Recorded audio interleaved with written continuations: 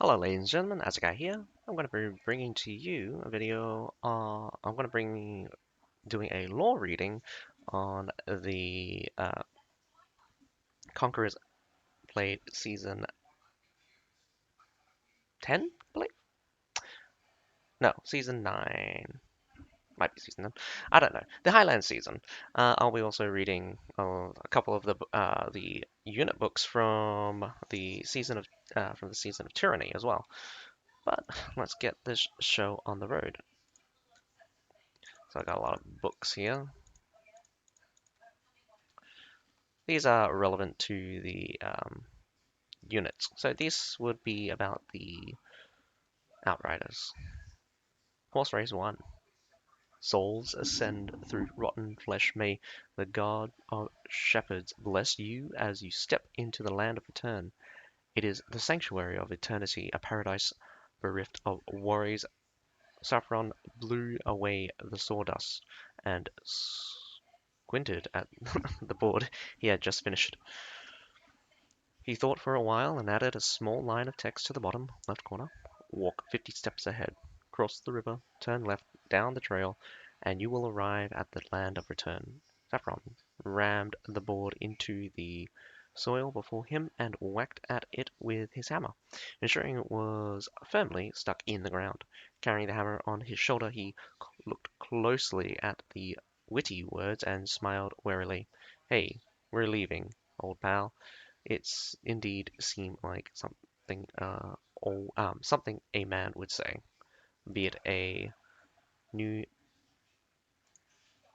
be it a new year harvest where all plants flourished, or a year of drought where animals starved.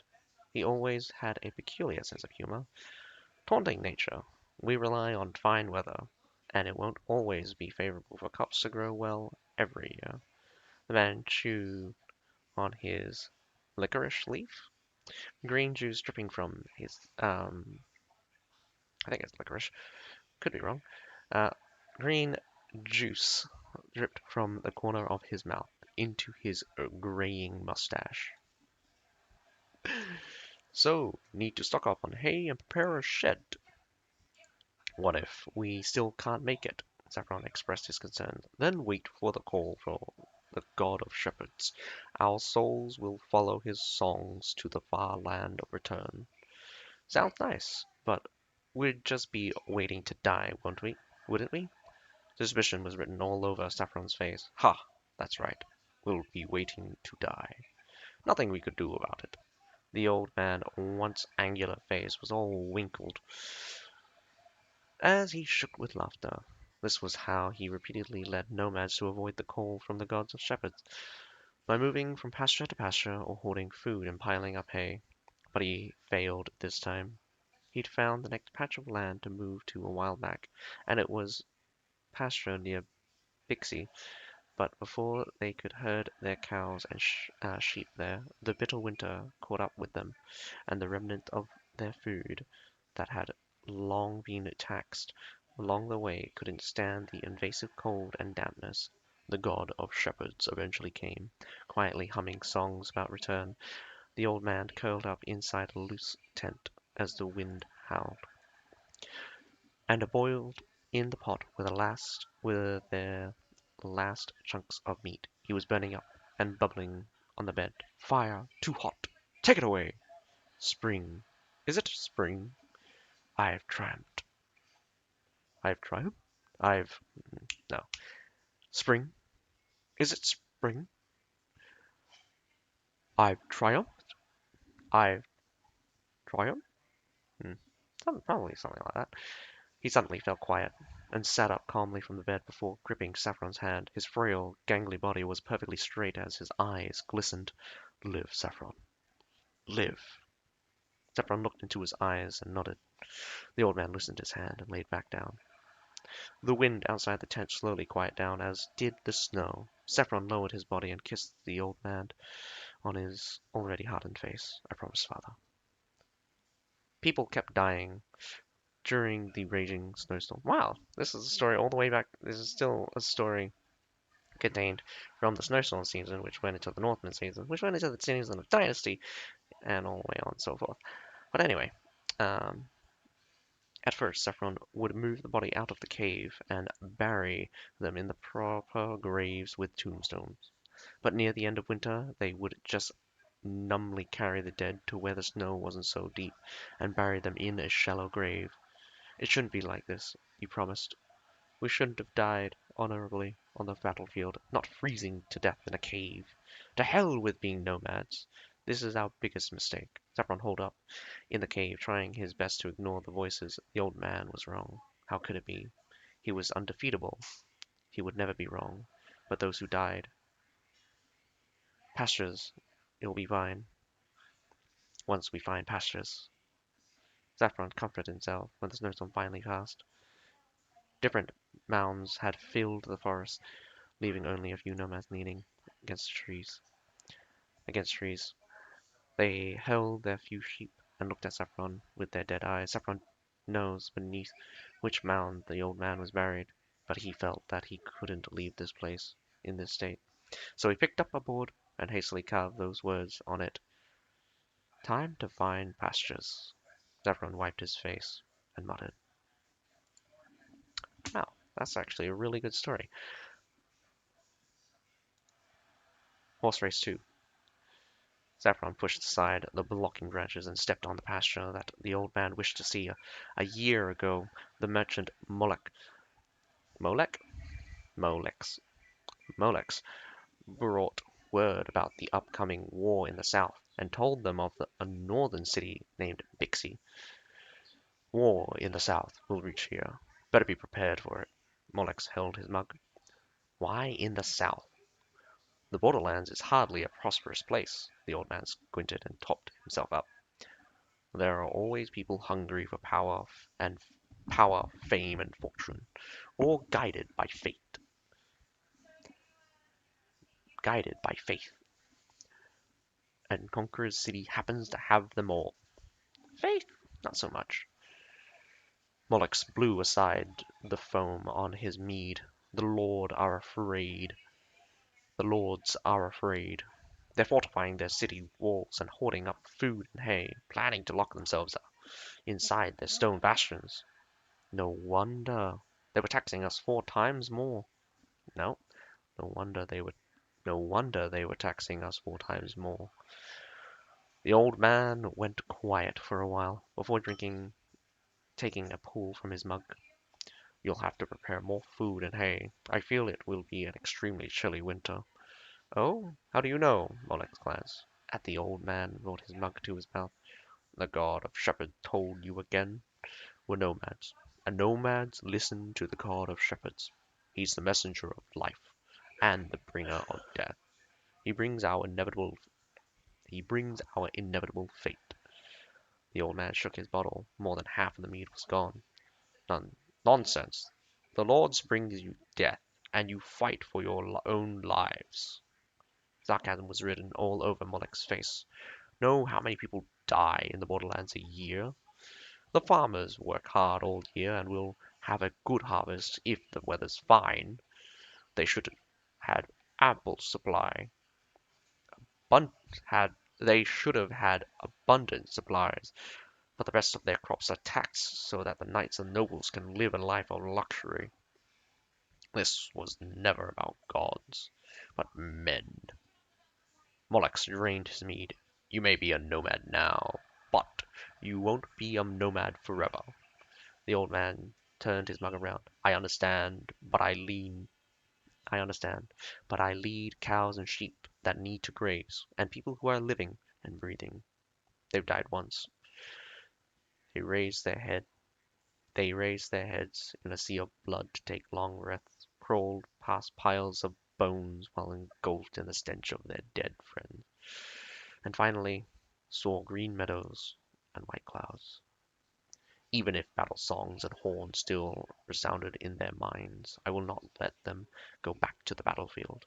He produced a round silver badge with a gilded archway, surrounded by flowers and birds. Read it, as in return. We should have returned in glory, but but I foresee the end. The next war, killing, and the cries of innocent. I'm old, but these people are still young. If we return solely to charge into the enemy lines again, what would be the point of it? I see. But you've got to find a reason. If you simply wish to stay alive, Molex, if you simply wish to stay alive. Molex was silent for a while, and then gazed into the old man's eyes. Go north, to a place called Vixie. It has the best pastures. Better set out soon. Time waits for no man. Julius. Molex stood up and closed the door. Barren. Barren without a trace of life. There was naught but dry grass and the howling of winter winds. Saffron stood upon the withered pasture, feeling his heart slowly sinking. Something inside him seemed to shatter. But his heart also felt light, as if he'd broken free. What a mistake do you think we made? Saffron turned back and emotionally asked the nomad behind him. The man slowly raised his head, a look of surprise and anticipation on his face. We should have come looking for pastures. Sorry, we, sh we shouldn't have come looking for pastures? The nomad tenderly answered. Saffron shook his head and said, we made no mistake. It's Julius who was wrong. We made no mistake. It's Julius who was wrong. All of them looked at Saffron, the flame of hope once again flickering in their eyes. He may be a warrior of the Empire and an invincible commander, Saffron straightened his back, but he was wrong. We're warriors, not nomads. We wish to die honorably on the battlefield, not merely survive. Even though the Empire is no more, vultures and maggots have crawled up from its corpse, and we can never return. We will live on with its spirit. Ole Lancers! Saffron roared. Fierceness began to return to these nomads, or rather, warriors, as they threw the reins from their hands, and a twinkle of life returned to their eyes. Yes, Commander Saffron, the warriors answered in a unanimous roar.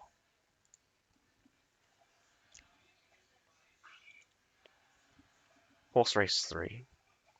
A wind was rising in the wasteland, as the smell of rain wafted from the dimness of the night.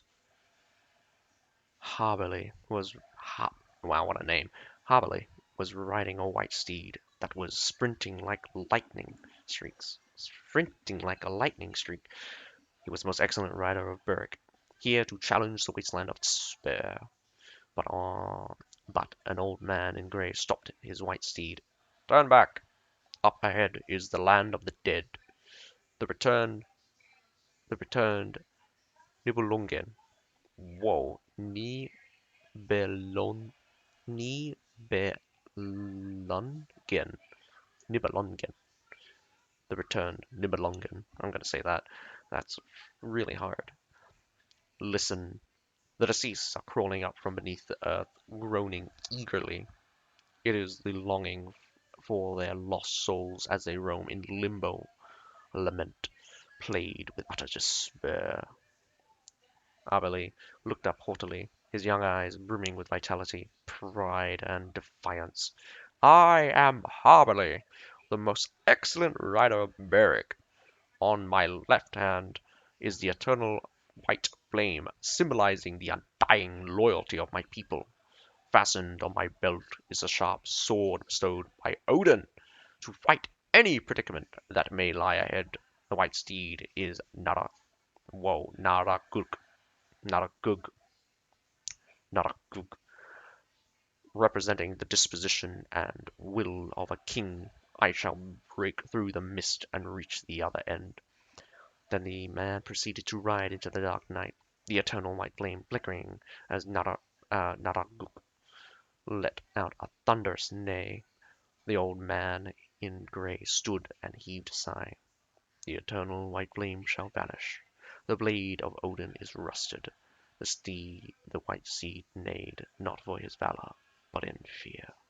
Another soul soon lost, to the wasteland. Song of the Wasteland 1 or I? How could this be a night novel? Another look at the scroll in his hand and then casually threw it on the seat. He stuck his head out of the window and looked outside the wagon. Night would soon be setting. A few twinkling stars could be seen opposite of the setting sun. Knights armed with swords and shields were riding unhurriedly by either side of the wagon as they passed on this trail. Outside Bixie, Kent was an enthusiast of horse races, but now was obviously not a good time to ride fast. He determinedly headed towards the wasteland outside Bixie, not because he enjoyed the dark night, but for a bet. The other better looked out from another wagon. The other better looked out from another wagon on its side, waved at Kent. Kent, the sun is setting. We can reschedule if you wish. Kent showed no particular emotions. No need. Still remember our bet? Sure, the man said loudly, without a trace of nervousness in his tone. He was indeed an impressive rider for suddenly showing up in the racecourse of Bixie and defeating everyone, including Kent, who had been a reigning champion for 5 games. He crossed the finish line on a wild black steed, and then stood there waving at the crowd, but no one dared to applaud, and instead cast their gaze upon another person. You are a fine rider, young man. Do you wish to play a special game? Instead of becoming infuriated, Kent smiled and extended his hand to the young man. Of course. I am quite confident in my horsemanship. The young man smiled back and agreed. I'm not sure if I can keep the voices consistent, but I'll give it a shot. Give it a little bit of flair. Without much hesitation, the sound of enlivened discussion came from the crowd, as people looked at the young man with pity as if he had sentenced himself to death. Another man doomed. Aberley rode like wind on the wasteland, the eternal flame leaving a white streak of light. Nira, Nira, Gug, Nira, Gug, Nira, Gug, Gug, Nira, Gug, crushed the sounds of the dead beneath its hooves as if nothing could ever halt his advance. But the black fog soon came. It drifted from the far end of the sky, slowly creeping around the rider's head. The darkness of the wasteland dispersed in an instant as he saw the fields of his homeland. A demure lady, gracefully dancing in a white dress, showing the velvety skin on her neck and forearm. Transfixed, the knight reined in Naragug and swerved towards a dancing woman. Over there! I see the light! An angel is dancing to welcome my arrival! Aberley shouted feverishly. It must be the way out of the wasteland. It's my home! I haven't returned in years! Niragug let out a despairing neigh, because the road ahead, as reflecting in his penetrating eyes, was leading to a dark abyss of no return. Song of the Wasteland 2. Kent took the reins from his knight and gestured at another knight. The man still chose the black steed that won in the previous race. I've sent a man to hold a torch at the end of the race. Kent mounted his steed. We'll ride on this trade route. Bixie used to have the luscious pastures so thick and dense that even the brightest moonlight couldn't shine through them. But the snowstorm had frozen the green leaves above the ground and wiped out the roots and seeds in the soil. The grassland of Bixie had now resembled a desert, a few plants growing unevenly here and there. Sure. The young man also mounted his horse. I spent my childhood on horseback. No one would be holding a torch back then, and we had only the stars above with which to navigate. Kent was taken back. when the young man darted out, and so he spurred his steed to follow suit. The young man was an experienced rider and had been leaning forward atop the horse. Then there was only the galloping sounds of the horse to be heard on the wasteland. Kent was sweating slightly and was still a few steps behind the young man. My father taught me how to ride. He was a famous rider. The young man's voice came from ahead, someone who rode often. Kent's heart skipped a beat. He was riding with maximum effort, yet the young man still looked composed. From which house do you hail? From which house do you hail? Kent asked, and sped up. He'd been feeling that the rider looked somewhat familiar. Such excellent horsemanship couldn't have been learned by low-born peasants. I'm not from any house. I only ride often. Such excellent horsemanship couldn't have been learned by low-born peasants. I'm not from any house. I only ride often. The young man retained the same posture Kent sped up, but the distance between him and the young man didn't change. He felt unreasonably agitated and began spurring his steed more frequently. The end was not far ahead, as Kent was already able to see the flickering fire. His fine steed panted in pain, but still couldn't surpass the black figure up ahead.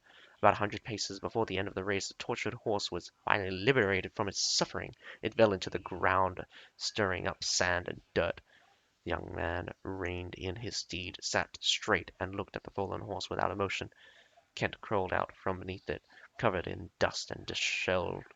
He took out a short bow from somewhere and shot at the old man without hesitation, but the old man only leaned to one side, avoiding the incoming arrow.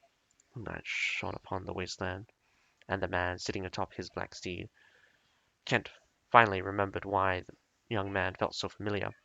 He was about to speak, but a spear pierced the air and buried itself into his chest. Wow, that is hilarious. That's a nice segue because it's just like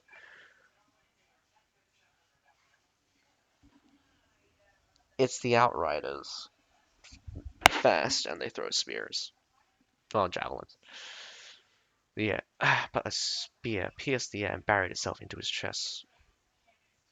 Before he could utter the first word, a shadow appeared from the dark corners of the wasteland, and more shadows followed. You are the Bastion Cavalry. They're related they're related to the exp empire, the empire that failed their expedition into Bartholia. Holy shit. This might have more deeper lore than I thought. No, we are the Outriders. Hang on, let me say that again. You. You are the Bastion Cavalry? No, we are the Outriders. Blood spilled out of Ken's mouth as he leaned back. He leaned backwards and felt heavy onto the ground. His plated guards drew their swords, rushing towards the young man with roars and the clattering sound of metal, but burning spears penetrated their armor, followed by a pained cry and a violent explosion, like the stars. Above the pixie grassland before a snowstorm, before a snowstorm. Saffron gazed at the bright flames without a discernible expression. A dark figure in grey leather was leaning against the tree next to him, speaking in a low and hoarse voice. Well, it does make a noise, doesn't it? Saffron didn't respond. Still listening, watching, still silently watching the slaughter before his eyes. Consider this a gift from Cambias, and there will be more. Saffron turned to look at the dark figure and spoke after a long pause. May glory be with the great Cambias. Good. The figure seemed to have heard a satisfactory answer, and snickered in his hoarse voice before disappearing into the forest. The slaughter was nearing the end. Moonlight shone on the exploding spear and cantering hooves as if eliciting a mysterious dance. Narakuk could sprint no more, as he was struck in the dark, deep mire It was the abyss of despair, where the dead stretched their bones to pull all down into the abyss. Harperley finally reopened his eyes, drew his sword, and struck the howling wraith. The eternal flame flickered, overshadowed in the dense despair. The pale moonlight accompanied cries of despair. The old man in grey appeared again above the abyss, gazing down at the rider. This is Nibelungen, the land of the dead, the deceased crawling up from beneath the earth, groaning eagerly. It is the longing for their lost soul as they roam in limbo, a lament played with utter despair. Once it starts, it shall never end. Ooh, that is quite a long story. Frey and Homeland still to go through, and this is the Tyranny law books. I'm gonna be right back. I'm gonna need some water for this.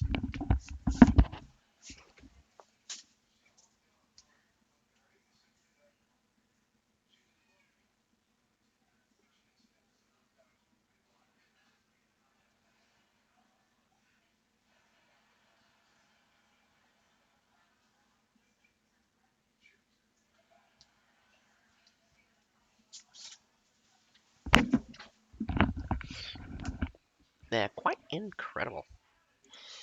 Anyway, back to the reading. Prey 1. This should be about the Axe Raiders. You get a bit shorter. A letter to Laszlo. Dear Laszlo, how have you been lately? I set out from Cortrin 10 days ago with the goods you asked for. The weather has been excellent, but many sandstorms to bear. It may have sometimes something to do with the mounts of plants along the trade route. If everything goes well, I expect to meet you in Conqueror City in about 15 days. Hopefully, you will be in a better mood. And tell me about the reason for such haste. I acquired the goods really early. I acquired the goods rather easily, and that's the good thing about Cortrin. You get what you need if you spend enough. I filled 52 wagons with leather, cast iron, feathers, cotton, and enough food, guarded by the best local mercenaries. Their leader is the famed Gradenberg executioner. So we needn't worry about robbers and bandits. They are mostly low-born vagrants that only dare rob peddlers. But there is something I'd like to share with you. There is a lot of villages uh, southwest of Cortrin that used to be homeland to timid farmers. You didn't even have to draw your sword before they offer their best wine and food with trembling hands. Even if some dared to speak out, intimidate them with your sword and the rest would behave. But this time when I passed through, the farmers were all gone. The animals they kept have been cut up and skinned, leaving only carcasses and intestines filling the road. Vultures and hyenas lingering nearby, the fields were all dug up with hoes. Then I found a man nailed to a tree in the center of the village who was still breathing, wounds crawling, wounds crawling all across his body and his face in tatters. He managed to make hoarse noises, asking me to end his misery, perhaps. But my sword was but my sword was rubbed with expensive pine. Wow, this guy's super posh. But my sword was rubbed with expensive palm oil, so I turned away, leaving him to the mercy of the scorpions and the beasts of the borderlands. The villagers along the way were in similar states, so I speculated that violent outlaws might have done that to them. Strangely enough, I felt eyes on me after leaving the villages, but the scouts I sent didn't notice anything out of the ordinary, and the nearby lords were unaware of it either. Lord Joseph from Yazzie thought I was being paranoid. A few farmers were slaughtered, shedded, some blood shed, and that must have been the work of violent outlaws. Fret not, Todd. Joseph then took me to a gladiator pit in town for an excellent show, and we had a few pints until I nearly forgot of my worries. The journey has been peaceful since, and as I'm writing this letter, we're crossing an expansive region of endless rolling hills called Henk. Henk.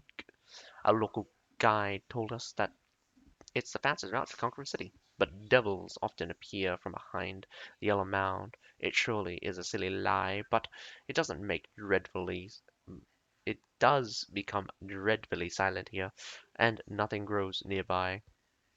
Anyway, send my wishes to Lisa. We will meet again in Conqueror City in a few days, and you must treat me to some good wine then. Todd von Blintz. Ah, man about to be robbed. After saying that he is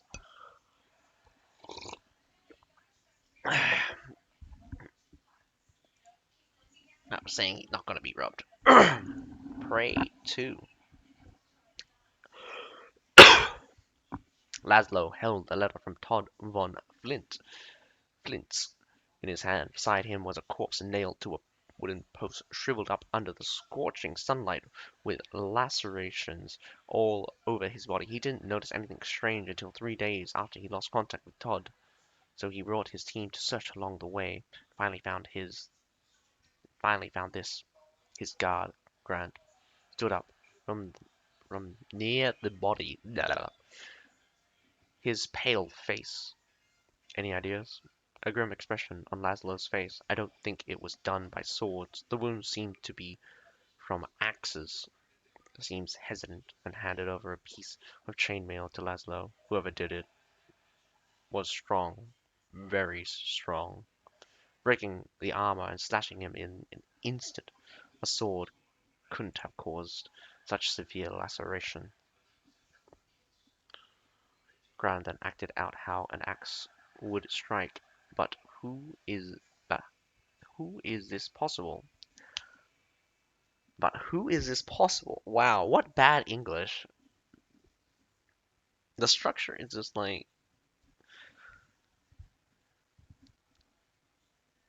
but who could possibly do that? But who is this possible? It is like, I believe it's supposed to be, but how is this possible? I've never heard of any, yeah, but how? If it was how, it would make sense. I've never heard of anyone other than the Norse that uses axes as weapons. Well, the Northmen, it's supposed to be Norse, being the Northmen. I'm not sure. I read the lore pieces for the Norsemen, I'm pretty sure. Could some remnants of the Norseman army be wandering here that have taken to banditry? He shook his head, erasing such folly from his mind. No matter who did this, they're going to pay. If they dare rob me. Laszlo gripped his sword, his fingers slightly discolored. Henk is formed Henk is formed of yellowish rolling hills that seem like a chessboard split open on the ground by a giant axe. Farmers and woodcutters in nearby villages had got used to the terrain, crossing mound after mound to work or trade in other places. But those who are unfamiliar with the geography will be trapped within the jagged maze until they are buried under the sand or gnawed at by carnivores. Carnivores. Carnivores? Wow. Where's that N coming from? Carnivorous. There we go. Carnivorous aardwolves. Aardwolves? Under a withered polar. Under a withered polar. What the hell is a withered polar? An Aardwolf smelled blood in the air. It hadn't eaten in days, and hunger was driving it to search for a feast. It stood up and ran towards the wind's direction. The smell of blood was getting stronger as the Aardwolf continued to speed up, its tongue sticking out and drool dripping. Not even the bright sun could slow it down. The Aardwolf reached a mound and found the source of the smell, a corpse in the middle of the desert. It hurried towards the body, but came to a halt a few yards away. Its animal instincts was warning it of danger ahead, but it hesitated for a second. Perhaps due to not having eaten for long, an axe flew out from the sand and struck it as it let out a pained cry and tried to flee, but the other end of the hatchet was attached to an iron chain held by its wielder, who began slowly dragging his prey towards him. If only that was an actual ability in game. That would be so cool.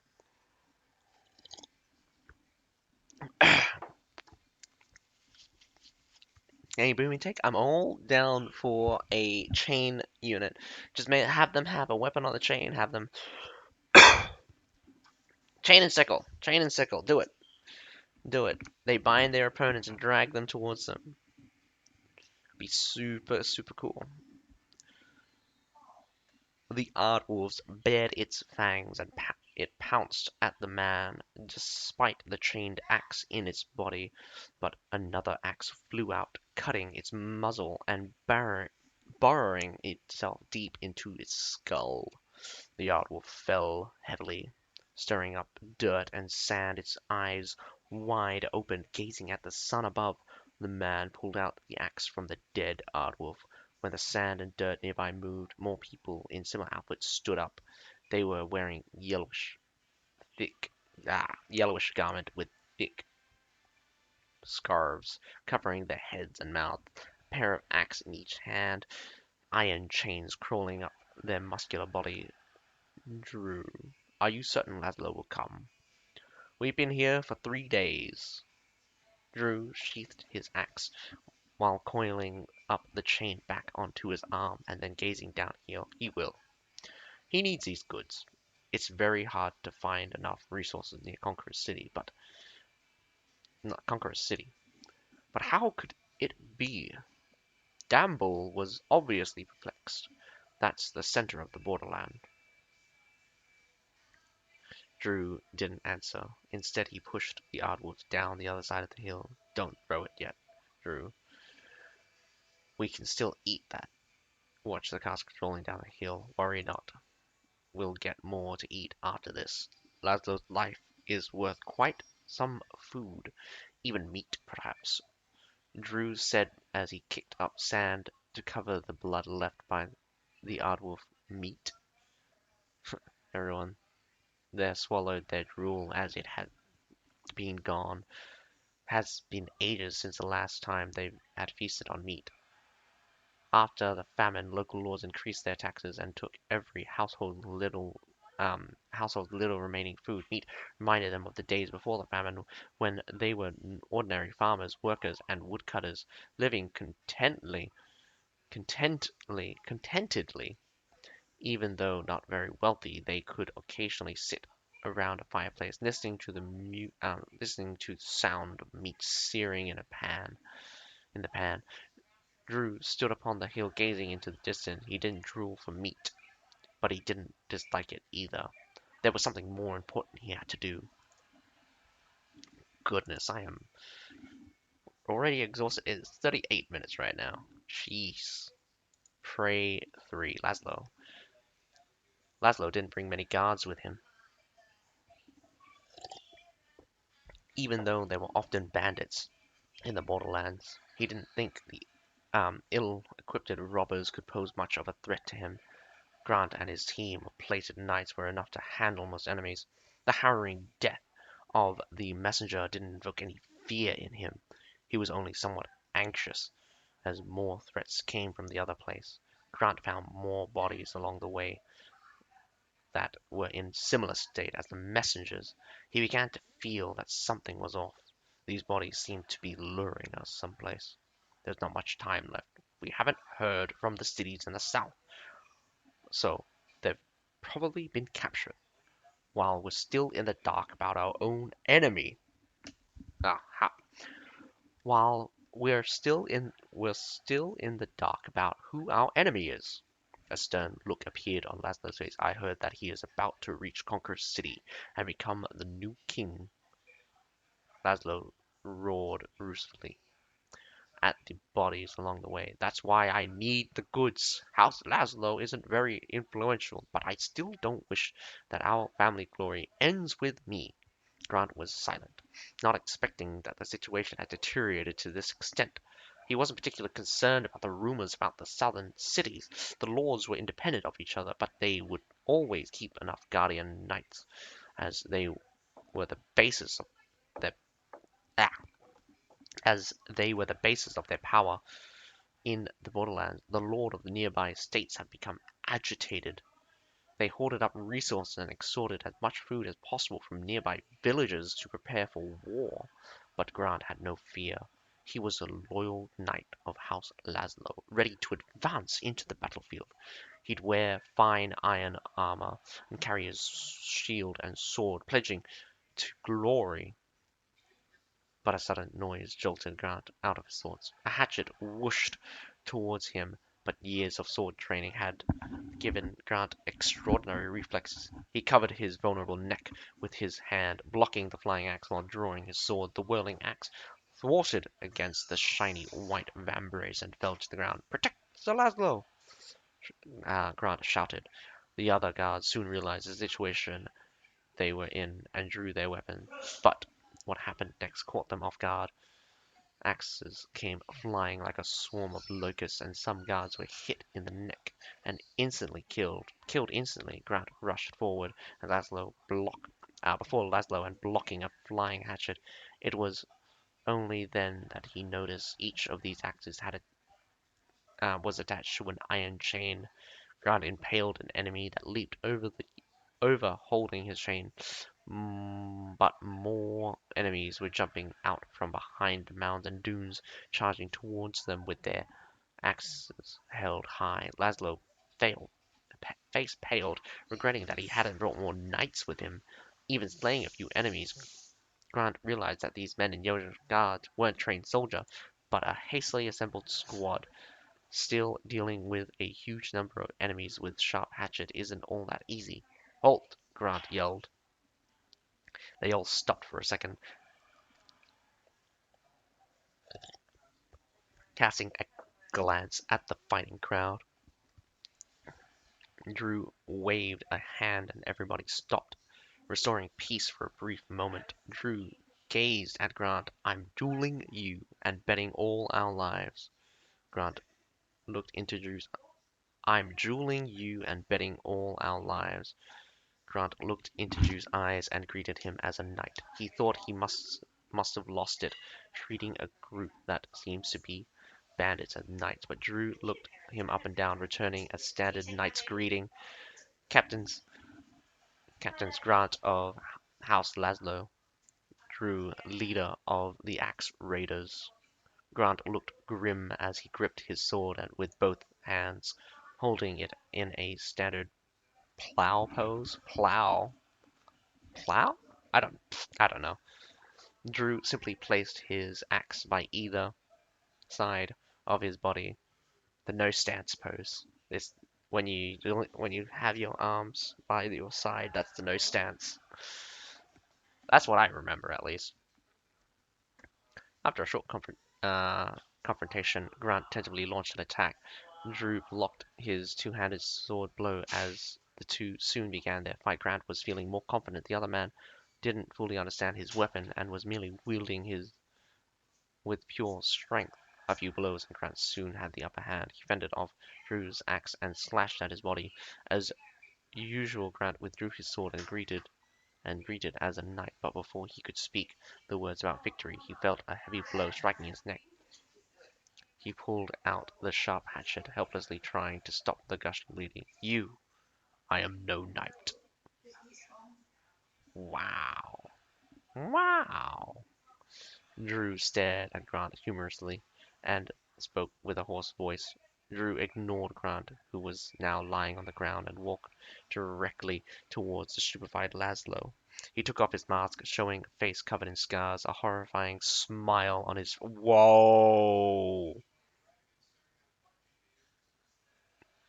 That is brutal.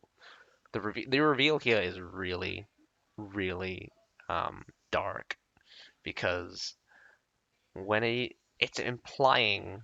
Hang on, let's finish this actually. I'll speak about it later. He took off his mask, showing a face covered in scars, a horrifying smile on his face. Drew patted Laszlo on the head. The great Cambias sends his greeting, Laszlo. Laszlo's pupil dilated with horror. Cambias? Drew waved his arm at an axe whooshed by his ear, followed by a heavy sound of a man falling to the ground. After wiping clean the blood of the axe, he covered his face once again, gazed up at the sky, vultures and ravens hovering above, emitting piercing squeals. A storm is coming. Drew gestured before the others. Axemen, follow his step, walking into the cloud of sand while dragging their friend's body with them. The hovering vultures and ravens swooped down in a swarm of darkness.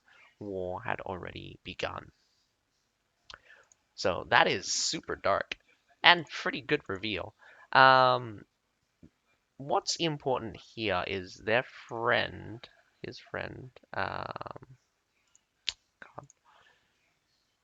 Todd. Pretty sure it's Todd.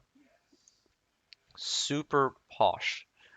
This it's implied that this man that he's in the first prey is implied to be the same person at the end. That's a really, really good short story. I'm quite impressed. I'm quite impressed how the backstory of some of these units are. It's really interesting to find out that the Outriders. Oh well, don't even look like that. The Outriders are implied to be from season 4, right after the Blood of the Empire.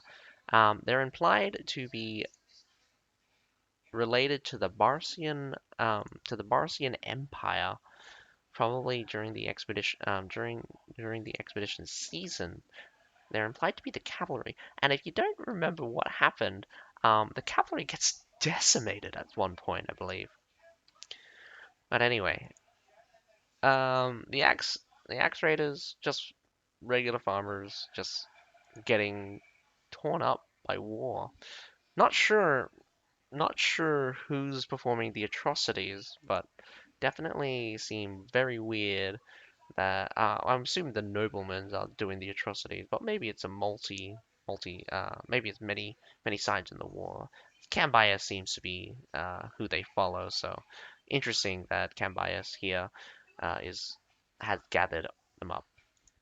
Anyway, I'm gonna finish up. I'm gonna hopefully finish up with Homeland, and this is the Shenji Grenadiers. It's very unfortunate that I didn't read these during the season of Tyranny, because I'm actually now upset because I don't have the season's weekly lore that we get from it. So this um all of this comes together, and each part is appreciated by itself, but when you read all of it together, sometimes you can find uh the true like magic in learning about the lore. Anyway, finishing up with Homeland 1, this is the Shenji. These are the Shenji lore books. Hopefully it's not long. Then this is going to be a long video since I haven't even started this season's Highlanders. Hey mute, you were dripping your buns into a white powder. What's that? A man squatted by Shang. Ah, Shui Shui Shang. I'm gonna butcher every single Asian name here. Almost, I'm Asian and I'm butchering every Asian name. Almost rubbing his face and curling his mustache onto Shu Sheng's chest. Zhao Shusheng glanced at the man, dark-skinned, muscular, with the white scars covering his shoulder and chest. His broad face was similarly tanned, leaving his eyes and baring teeth the only bright parts. Shusheng moved to the side, his back to the man before wiping clean the bun in his hand and continuing to nibble at it. Mute. What's the matter with you? I'm asking you a question. The dark-skinned man stood up in a hurry, whisking a rag on his neck, and then haste to stand before Shushang. Hey, you there! The young man's Zhao Shushang. He, Shushang? Shushang. I'm pretty sure it's Shang. Is from the southern coast, and he's no mute. He came a long way here, so be nice to him, will you? A man in a hat not far from them yelled as he wiped his arquebus. Oh man. Hearing it, a sheepish look came upon the dark-skinned man as he scratched his head. He also produced a handful of dark red pellets from the pouch on his waist, before shoving them towards Shushang. Sorry about that, Shushang. You didn't speak up, so... Anyway, I'm, Quincy. Quincy? No. Kyushi? Kyuchi? Hmm. My ancestors were from Maoyang, but I'm living in Haojing now. My family and I run a butcher's shop in town. Man, I could go more Asian. Anyway, I'm Qingxi. Qingxi. My ancestors were from Maoyang, but I'm living in Haojing now. My family and I run a butcher's shop in town, and we only use the finest spices from the west. Here, that's a terrible Asian voice there. Here, take some and sprinkle it on your bun. It'll taste great. Shushang turned around and sized the man up from head to toe before lowering his head back to keep nibbling at the bun, seeing that Shushang didn't want to take it and that others were looking at them. Q knew that he couldn't force it. He tucked away his treasure and left with a chagrin. Not long after he left, Shushang finished his bun, and the man who was wiping his aqua stepped closer and asked, "Who was that guy? I haven't seen him before. He isn't one of us, is he?" Shushang wiped his hand with a cloth.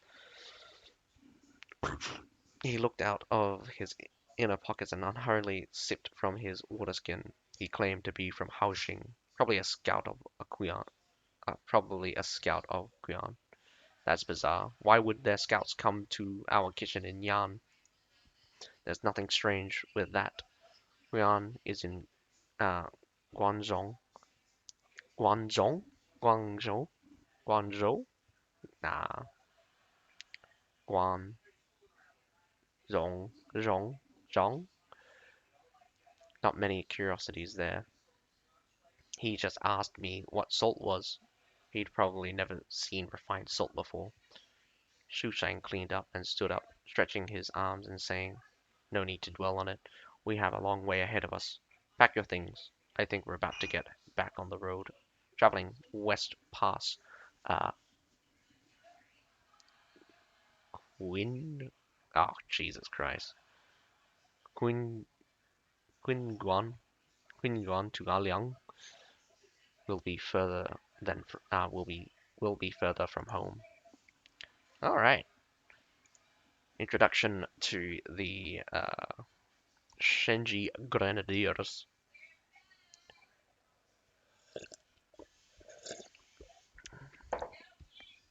Daiso Fort.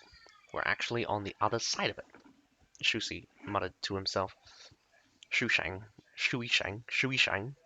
muttered to himself, walking amongst the group while carrying his arquebus in a full set of armor. Their superior's order was that after leaving Daiso Fort, they must be armed to the teeth while marching and watch out for enemy ambushes. The forces were in the middle of the march, where commands for the army were decided. The wagon ahead stirred up sand and dirt along the road, making midday seem like dusk. The spearhead was already a mile away. But apart from their allies nearby, there were only barren mounds to look at along the winding. I believe it's supposed to be winding trail. It's really weird. I mean, like, it's not winding, it's winding. Unfortunately, like, English is terrible. Uh, Shuisheng and the rest were all born and raised in Yan, there and that, where rivers and lakes abounded, and had never seen such a desolate place. Shuishang himself was from a seaside fishing village, and had only heard of a place like Longting, Maoyang, and Daiso Fort from the older generation. To him, the sea of sand was an ocean comprised of sand, and the Maoyang Mastiff was a jade sword pointing at the sky before he came to Maoyang, but the initial curiosity had worn off after endless marching, and Shuisheng now felt as if the sand dancing in the air was pouring into his mouth and flooding directly into his heart. The group crossed a mountain pass before their view slowly became more open and wide. Shuisheng could finally see things other than rock faces. He saw the blinding sunlight, aged trees, dead and shriveled, and parched riverbeds. There seemed to have been fields and houses once. It's nothing but the bleak outlands. I've seen much of it, Shuisheng thought to himself, but for some reason an uncontrollable wave of nausea overcame his stomach. It was the first time that he felt disgusted at such a view. The group was ordered to stop marching, and so the troops awaited further instruction. The dust settled, and voices raised as people began their discussion. Shuishang lowered the brim of his hat, squinting at the sun above as a sense of disorientation washed over him. He started to question why he and his 1,000 comrades of the Shenji Grenadiers came all the way to these outlands, which he didn't even know the name of. Yes, it was a soldier's duty, and they received pay to feed their whole family, so it wouldn't matter where he was sent to. Enemy! Attack! Get your weapons! The nearby noises were growing more intense, and Shusheng loaded his arquebus without much thought. It was only when he woke from a daze that he found that the sun above had already been covered by swirling sand and dust, and the dismal view of the outland was completely gone. A gale blew up sand and dust into a storm, devouring everything. The sandstorm was growing and turning crude rock into sharp blades that cut Shusheng's cheek, a trickle of blood dripping out and mixing with sand and leaving a dark scar on his face. Shusheng could only hold up his arms in panic, trying yet failing to shield his face from the dust. Mute, cover yourself with this. Another man used something to roughly cover Shusheng's face. He struggled and then felt less sand and dust blowing towards him, so he looked up and squinted. A man covered in a full set of silver armor was standing before him, wearing a thick helmet that made it hard to make out his face. Shusheng hesitated, hesitated for a second before he recognized the voice. Wasn't that the man Guinchi who asked him for salt earlier? Shuishang composed himself and glimpsed at what was wrapped around his face, and it seemed to be Quinn's rag.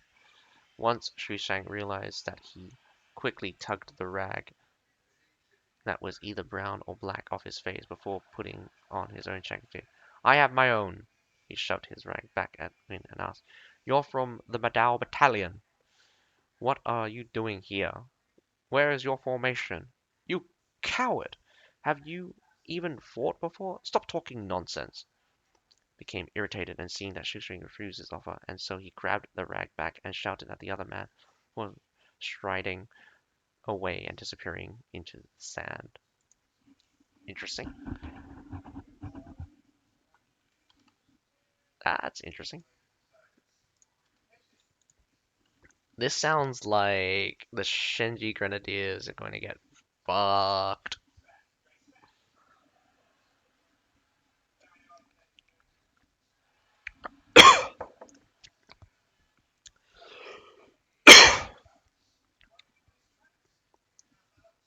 Homeland 3, the last of the Shenji Grenadiers book. After I finish this one, I'm going to grab some more water. I'm going to finally start on the damn Highlander books. My goodness, there is so much to read here. Lots of short stories coming out right now. Homeland 3, Quinn, you milksop. Where have you been? Quincy dragged his Matau back to his formation, bearing the wind and sand. The soldiers beside him was facing backwards against the storm, squatting down and huddling together. Shoo, the sandstorm blowing crazy. I had to check on the southern weaklings. Wow. The sentiment was nice, but I'm afraid you'd frightened them with your ugly face. The rest of the Madaf battalion started laughing once they heard the words, as if the howling storm was nothing. Gwyn knew that other man was right and squatted down next to the group without further argument. The storm finally settled, and so Quinn, Q, Quinn? No, Q? Ah, I keep saying Quinn. Q, stood up from the sand, half covering his body. He shook and dusted off the dirt that got into his armor through the gaps, held his Matau straight, and returned to his position. Enemy in the wind's direction. Battalion, charge! Battalion, charge! Nah, can't do it. Don't know what. Battalion is such an English word. There's no way to. Without any time for preparation, the warriors instantly roused, holding their Matau and standing in front of the team like an unbreakable wall of blades. 200 steps, 100 steps. The enemies are charging from up the hills, and getting closer. Quinn could now finally make out the enemy's faces. They were a group of masked lancers, no more than a few hundred, holding short spears and wearing simple padded armor. Quinn sneered and straightened his Madao. He only worried that a few of these such enemies were going to die at his hands, and that if he ever went to hell, it'd be hard to just write off these sins. 50 steps, 30 steps, the enemies would soon be crossing swords with them. Quinn could almost imagine how it would feel when the lances clashed against him, and when his blade cut into human flesh and hit bone. But none of that happened. The lancers reined in their horses a dozen steps away and turned back all of a sudden. Then Quinn saw countless javelins darting towards them. He swore under his breath at the cowardly enemy, when waving his blade about to block the flying javelins, but a javelin blew up with a deafening sound the moment his blade touched the tip, jolting him, almost falling if not for the man standing behind. Quinn tried to ease the ringing in his ear as he glanced down and saw blood seeping from beneath his armor, perhaps cut by the sharp fragment broke off by the explosion.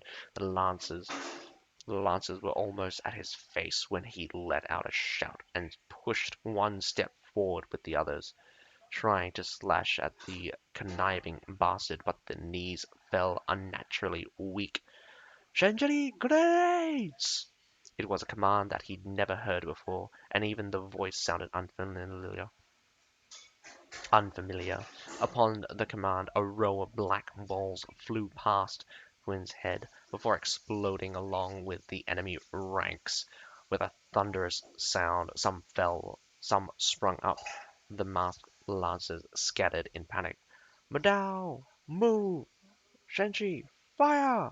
Moved to the rear as the Shenji Grenadiers fired together at the fleeing enemies, leaving only a few scattered survivors. Q was astonished as if he'd witnessed a miracle. That a deep wound. Q, you're more. That's a deep. Sorry. Witness a miracle. That's a deep wound, Q. You're more like you've more scars on your arm now. Lie down beneath the shadow of the cliff, bare from the waist up. Our fellow warrior was preparing to patch him up, but something suddenly covered his eyes. He reached out and pulled a clean white cloth off his face and saw Shusane standing next to him. Throw away that dirty rag. It's better to use something cleaner for bandaging. Q beamed when he saw Shui Sheng hastily asking the warriors next to him to swap the cloths. Hey, didn't know you could speak so well, mute. Ah, Q stood up in front of Shu Shang before his arm was completely bandaged up. Shu Shang was still agitated, but he saw Q and so spoke no further. He produced a small packet and tossed it at Q. The man caught the packet and unwrapped it to reveal a thin layer of shiny white powder. It was what he'd been trying to get his hands on earlier. He dipped his finger on it and put it to his mouth to taste. It was salty, smooth, and seemed to be salt. He looked up again and found that Shu Shang had already put on his mask and started walking towards the march. It's sea salt, from where I come from. My family gave it to me in case I wasn't used to the food here. I dipped food in it. Stared at Shu Shang back as he left and was about to say that salt was salt and that rock salt was the same. But he glanced at the parched earth nearby and then swallowed his words. He gazed up at the hovering ravens and the unfamiliar sun and seemed to be reminded of something. He lowered his gaze to look at the thin layer of sea salt before wrapping it up and tucking it in his pocket. It was not time to set camp, and they were about to hit the road soon. A warrior from the east should sometimes feel homesick in the remote borderlands. Interesting. I'm gonna be right back.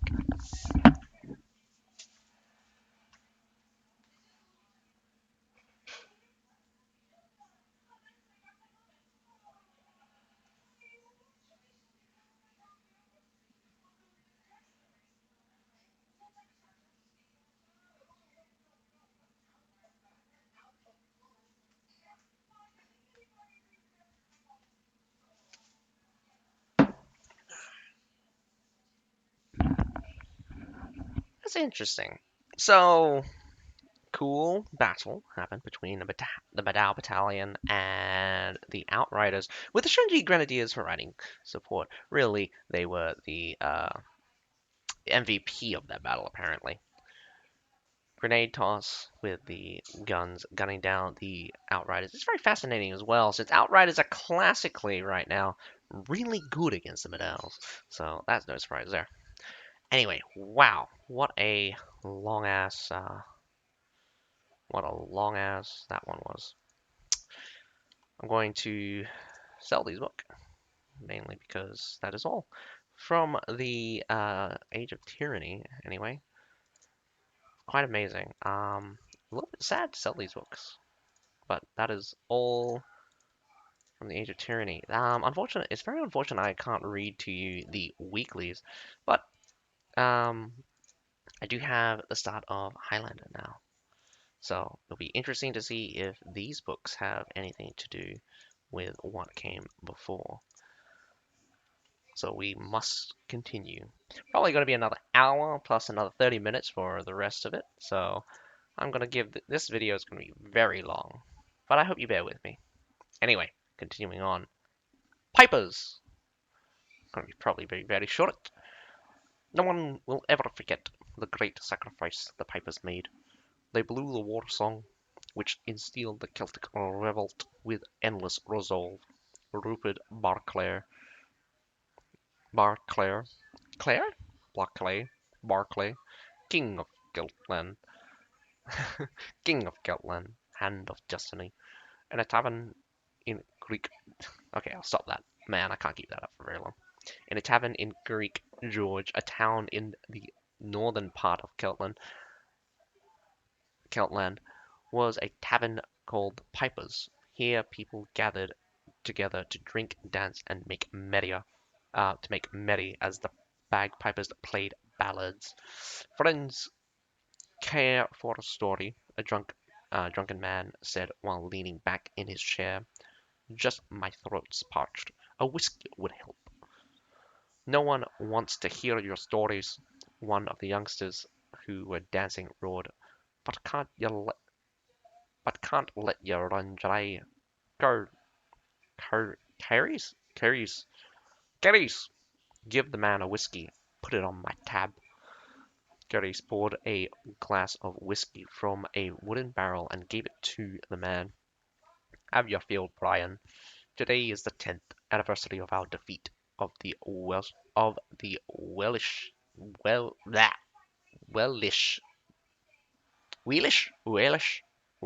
Walish, the Walish or Walish? T, we, Walish. It is time for celebration. 10 years. Has it been already? Ah, has it already been that long? The man muttered as he took a swig from his glass. I remember it as if it was yesterday. Who doesn't? It was 13. I was 13 at the time. I remember it clear as day. The Welsh fell like sheep at the butcher's to our blade. Fell like sheep, fell like sheep at the butcher's to our blade. The king himself led the cavalry that crushed their spirit. The youngling said as he drained his glass, "Long live Keltland." If only that had been the case, the man said and sighed deeply. No war comes without its price. Nay, huh? Huh? Are you looking down on the brave Keltland warriors? The youngsters grew agitated and continued. Or God forbid, are you praising the enemy? The man looked at the younglings and squinted. Neither. I was there on the field of battle. That's the story I want to share. The tavern quieted down, and everyone's gaze fell upon the decad uh, decadent young man. It was in the deep of autumn. The Welsh cavalry came rushing, and we'd lost contact with Rupert. The man drank some more and began to relay his tale. Pipers 2, and it's a 9-page one. Oh, God. Brian blew at the campfire, creating orange dancing flames, which illuminated the room. Liam was sitting atop a wooden log in a corner, watching the shadows play on the wall, a sheepskin package in his arm. He didn't see Brian staring in his direction. Can't sleep? Brian set a milk pot atop the campfire and added some more wood fire. Firewood. Wood fire. I read that in reverse. I'm so sorry. There's nothing to worry about. Irene has gone to the north to request aid. If all goes well, reinforcements should be here in 2 days at most. But will they really come? There's war in the north. They have plenty of heavy cavalry and knights in full armor. I've seen them before. Our weapons will hardly leave a scratch. I like how even in these stories, cavalry is OP. We lost contact with Rupert. Uh, sorry, wait, hang on. Liam said, worried. We've lost contact with Rupert. What if he's... Liam stopped. All of a sudden, as Brian clasped hold of his shoulder and stared him straight in the eye, the whole thing took him by surprise. Don't let your mind wander, Liam. We're Keltish. Keltish. Should be Keltish. Remove the L. And we show no weakness. He watched as Liam lowered his head and took his blade from the wall. The blade of Sal Salok Salok Salok Salok. Kieran is said to have slain 37 enemies with it before he died of exhaustion. I have chosen to carry on his legacy and have sworn to shed more Welsh blood until my death or until we Keltish are free. Ryan squinted and squeezed the sword up in the dim light. The flames danced across the blade, reflecting Brian's resolve. Resolve? I think it's resolute. Resolute? No. I think it's resolute. Okay, Brian's resolute expression. This blade has been reforged and shines with renewed luster. Liam said nothing and hugged tightly the bundle he carried he cradled in his arm. Brian threw a glance in his direction, and his expression softened. Then he removed the milk pot from the fire and poured a glass. There's no reason to be afraid, Liam. If there's a will, there's a way. If the Welsh come again, just stand behind our forces and play for us a song of war. Drink the milk. He raised play a song of war. Drink the milk. He raised the tent lamp and strode out. Liam let out a light sigh as he watched him go. Alas, what awaits us the next day wasn't Rupert and his reinforcements, but the Welsh cavalry. I had just received Kieran's blade and thought myself invincible in the tavern. Brian took another swig of his and continued, "There is always a price to pay for freedom." Brian heard the sharp, shrieking noise of bagpipe and rose at once. He took the blade from the wall and charged outside. The entire Celtland cavalry, the entire Celtland camp had been aroused, and they all watched towards the direction of the sound. A silhouette appeared in the distance before long. He galloped at full speed as he blew his bagpipe. "Liam!" Brian let out a surprised yelp and rode to meet him. "Go now!" Liam gasped for his breath, and hugged his bagpipe tight. "The Welsh cavalry is nearby. They're searching for villagers." "Then we prepare to face them," Ryan ordered his soldiers. "We can't keep hiding any longer." "Have you gone mad? These are plains. We can't face cavalry here. We have to go now." Yet Ryan didn't hear Liam's warning. Instead, well, okay, I said that. I didn't even read that properly. "We can't face cavalry here," Liam roared. "We have to go now." That is also very weird because Liam spoke here and then Liam spoke again. You would assume that Brian spoke these words. Now, Liam spoke, "We have to go now" as well. Yet Ryan didn't heed Liam's warning. Instead, he ordered his men to prepare for the counterattack. They began sticking spears into the ground and donned their armor. There they waited to meet the thundering cavalry head on. "Watch and learn, Liam. We Celtish never retreat. We'll teach those blasted Welsh a lesson they'll never forget."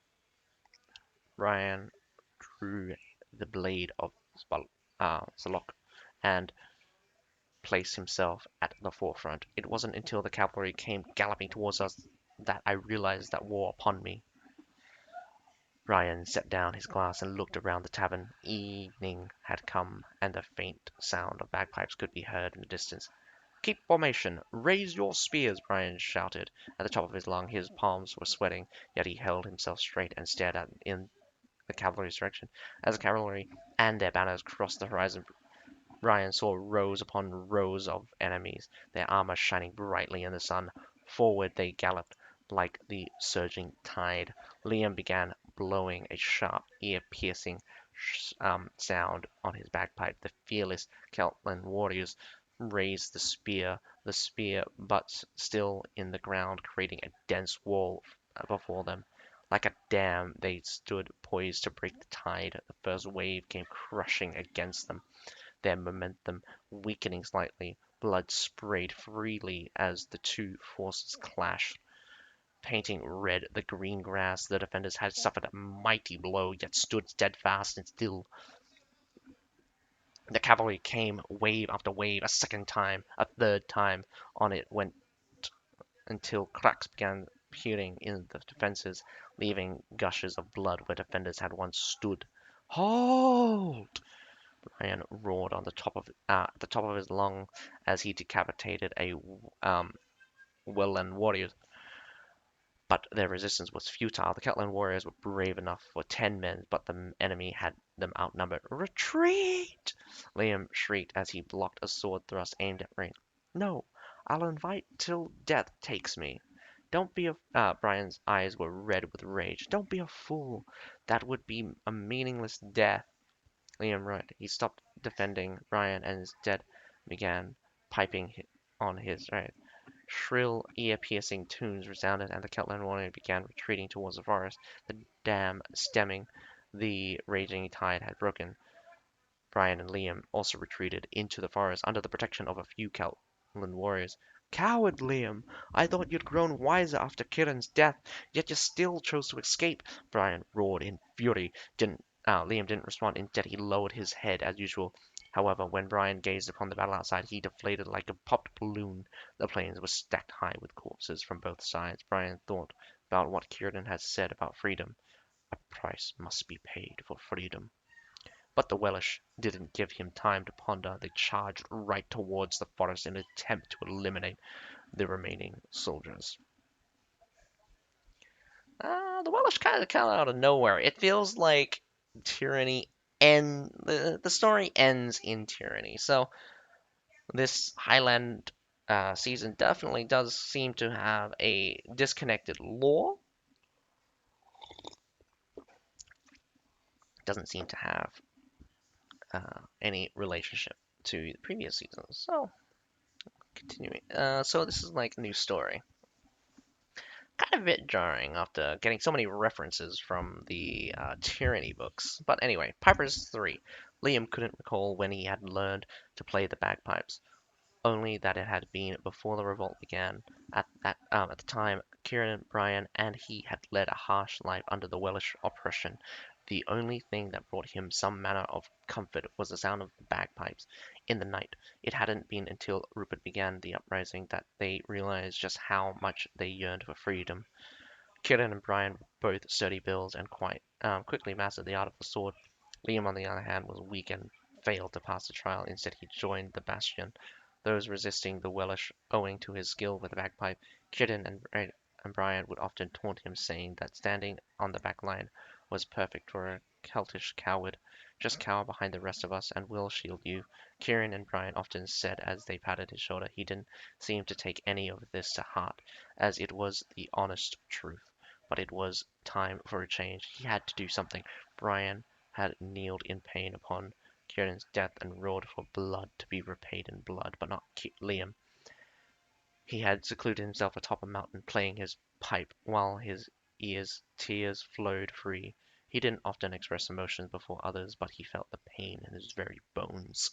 The Welsh were nearing. He thought he could hear the clattering of armor and blades of impending death. He had to do something, if not for himself, then for the Celtland Bastion. Unprecedented resolve stirred within him, his eyes clear as day. Gripping tight his sheepskin bag, he disappeared into the woods. Brian led the remaining Celtland warriors further into the woods, treading lightly as to avoid being heard. They thought themselves able to hear the Welsh forces talking to one another nearby. A whole day they fled, but they were near exhaustion and their pace slowed. Halt! There's no use continuing. Brian stopped. Is that adjutant quickly caught on? There was no escaping this. They were surrounded on all sides. Their yellow flames threw shadows all around, but they didn't have a clue where the forest ended. They all took out their blades and waited to await the inevitable battle. Where's Liam? Brian suddenly realized that he was gone, and he began scanning the area. Brian's heart sank. When had Liam disappeared? Where was he? Were Brian wanted nothing more than to scream Liam's name, but an arm coming out from the force station caught everyone's attention and brought Brian back to his senses. It belonged to a Welsh soldier and was clad in bright mail. His owner was trying hard to get rid of the branches blocking his view. The Celtic warriors' hearts were in their throats. The arm stopped its endeavor, and the Welsh voices quiet down. Instead, the tune of bagpipes began resounding from the south. Ryan heard the Welsh soldiers curse in anger. Then their torchlight began deviating from their original direction as they began making their way towards the bagpipes.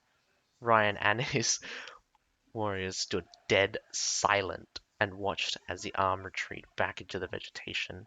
They sighed with relief and slumped exhausted against the tree. Brian rose after a while, unfastened the blade of Salok from his belt, and gave it to his adjutant. "Give me your blade." Brian looked at him in the eyes. "Head north, and you should be able to make it out of the woods." "Brian, what are you doing?" "Don't let Liam's sacrifice be in vain." We need to find Rupert together. The adjutant caught hold of Ryan's sleeve. We need to find Rupert together. Enough. Forgive me. Ryan fastened the blade onto the other man's belt. Bring them out alive. Then he patted the other man's shoulder, turned around, and went deeper into the forest. Liam ran as fast as his legs could carry him. Just a bit further, he thought to himself. I need to get further away. He ran until his legs could carry him no further. Sitting down in an empty clearing, he could hear the shouts of the Welsh soldiers. Blades cut through the vegetation and torchlight surround him. Yet he was unafraid. As he began playing the bagpipe once more, Ryan ran through the pitch-black forest towards the tune. Suddenly he heard sounds behind him. It was the adjutant, followed by more and more Celtish warriors. At the very front, he saw Rupert himself. Rupert, you! Brian was so surprised his words escaped him. Ready your blade. We've a battle to fight. The adjutant handed him back his sword. Rupert had come leading the Celtish bastion in the nick of time. Ryan ended the story abruptly. In the tavern in Creek Gorge, he set down his empty glass and gazed into the distance. The room was dead silent, and only the pipes could be heard. Everyone inside had been listening intently to Ryan's retelling. And then, youngster asked eagerly for more. Did you survive the battle? Did Liam survive? Ryan didn't respond. Instead, he asked, Carries for another glass of whiskey and walked out of the tavern, all eyes upon him. Everyone looked around at each other and began following him. They passed the wheat field, a large plain, and a river with clear waters until they arrived at a corner of the woods. Brian had been to visit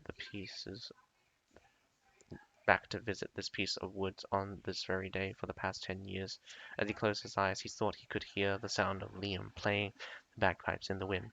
There was a tombstone next to the beach, next to a birch. I believe that's supposed to be say birch tree. Birech, I think. Birch. No, I don't think that's wrong as well. Anyway, upon which was carved, "Here lies Piper Liam," and his endless resolve. They all stood there in silence. While Ryan had finished telling his story, they understood all too well. The wind caressed their solemn face as they stood mourning his passing. Liam, another year has passed. Ryan sighed, and he poured his whiskey onto the ground before him. I am close. I am close to crying with that ending section. Jesus Christ.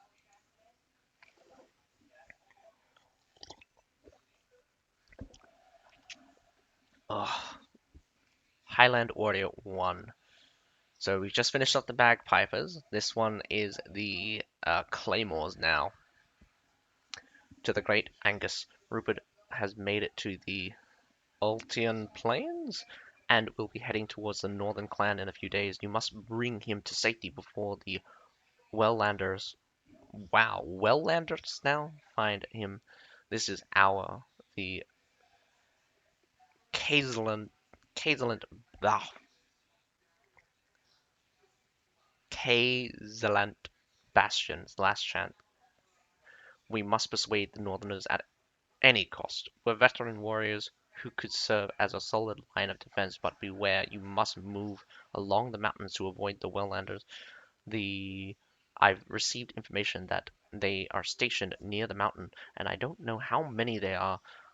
I know full well how great a warrior you are and those men of yours. However, whether Rupert makes it to the Northern Clan is vital for our last line of defense. Act with caution. I have sent forward scouts to map out the terrain. I'll be sending further letters as I receive information and mark out any of their sentries. Simply follow the route I lay up for you, and you will avoid the enemy. And be sure to sharpen your blade. You never know when you may need it. Stallman. Harold set alight the letter and tossed it aside gloomingly. Ah, gloomily, gloomily, gloomily. gloomingly, I believe it's actually gloomingly, he watched the wind spread the ashes across the land. A nearby haystack was crimson with blood. On the ground laid arrow-ridden Kaiserland warriors, their glazed-over eyes facing the sky. They had long since stopped breathing. We almost missed them. Harold mounted his steed with a few quick motions and took his helmet from a nearby attendant. I knew that these sly Caslantans had something up their sleeve. My lord, do we tell the cavalry to pursue? It would seem time is still in our favor. The servant mounted another beast and asked, I'm afraid we won't make it unless we ride now. Of course. Uh, I'm afraid we won't make it unless we ride now. Of course, we pursue. I'll lead the charge. Myself as I'll lead the charge myself as we claim Rupert's head. Harold's face was painted with an unmasked ferocity. These Cazelant, scum have been a thorn in my side for too long. Our goal should be the nation on the other end of the straits, and not these island barbarians. And not these island barbarians.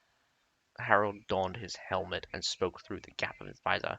It is time we end this once and for all. Inform the cavalry that the time to ride has come. The mounted warriors took action following Harold's command, and the very ground itself shook like thunder as they rode forward. So that's the first one of Highland warriors. No mention of Claymores yet. A group of swordsmen galloping across the Altian plains. Angus, let us take a break. My horse needs to feed. Yeah, we've been riding the whole day. The Highlanders must be a long way behind you by now. Another warrior complained. Angus didn't respond, but looked solemnly at Rupert beside him, and then back at the map in his hand. They were near a mountain where the nearby thistles and brambles blocked the horizon from sight. It was high summer and insects were everywhere. Time is of the essence. We must take Rupert to safety before it is too late. Angus frowned and continued. Stolman said he'd send messengers, but there hasn't been any for days. I'm fearing the worst. Dwell not on your worries. Let us have a short rest. Rupert, who had remained silent, chimed in. The Highlanders should be far behind us by now. We can't well gallop the entire way. Rupert led his horse by the reins and strode down the mountain. The warriors exchanged glances and followed behind in the same fashion. I honestly can't abide by his arrogance. Don't be like that Finley. He's a noble. Of course he'd be different from us normal folks. True, born of a noble lord who just sits atop his castle and watches us till the land, only coming down to collect atrociously high taxes.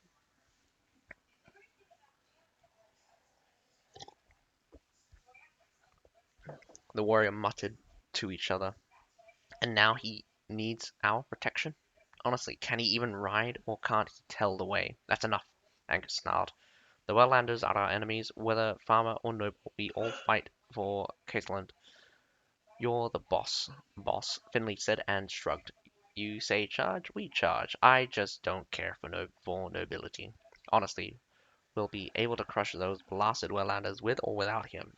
Angus didn't respond, a worried expression playing on his face. He knew his warriors' worth, but was equally incapable of changing their thoughts. These Highland warriors of common birth harbor a seemingly inborn hatred towards the nobility.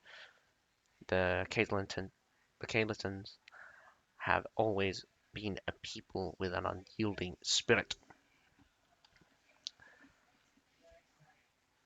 Continuing on, Highland Warriors 3.